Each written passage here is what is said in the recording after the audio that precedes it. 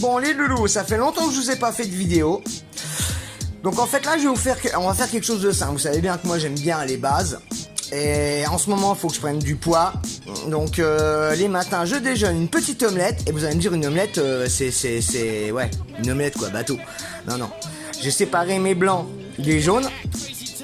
Je vais mettre un peu de gruyère, c'est le matin quand même. Et puis une petite persillade, c'est pas grave, j'ai un petit café pour aller avec. Du beurre, du sel, du poivre. Pour moi, c'est tout ce qu'il faut. Ce que je vais faire, je vais monter mes blancs, je vais les monter en neige, je vais incorporer mon gruyère dedans, une petite pointe de persillade, sel, poivre. Après, je vais incorporer mes jaunes et ça va vous faire une omelette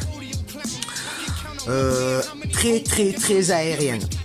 Je bats tout ça et je vous montre.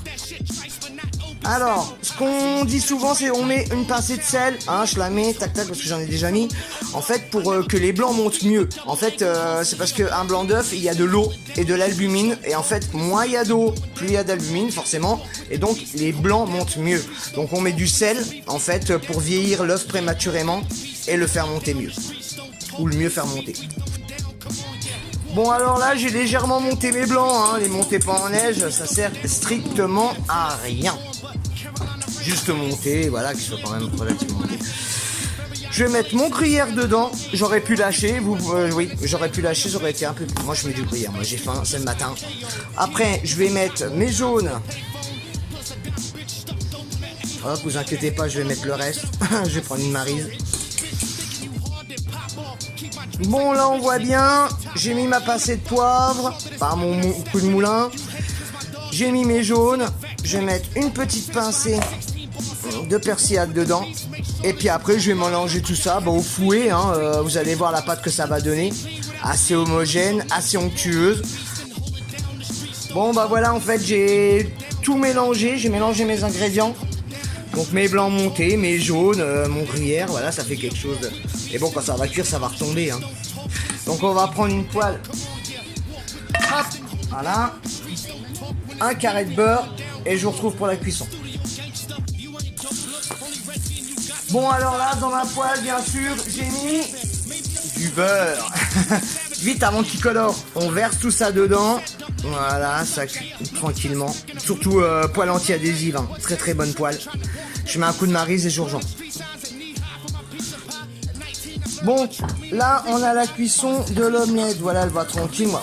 Regardez comment ça gonfle direct dès que ça tombe dans la matière grasse. En plus le beurre il est un peu coloré. Je vais monter ça tranquillement. Après ça fait clair, hein. Mais vous inquiétez pas, ça va monter. Vous voyez déjà là comment elle monte. Bah après c'est vraiment moins compact quand on les mange, c'est vraiment plus léger.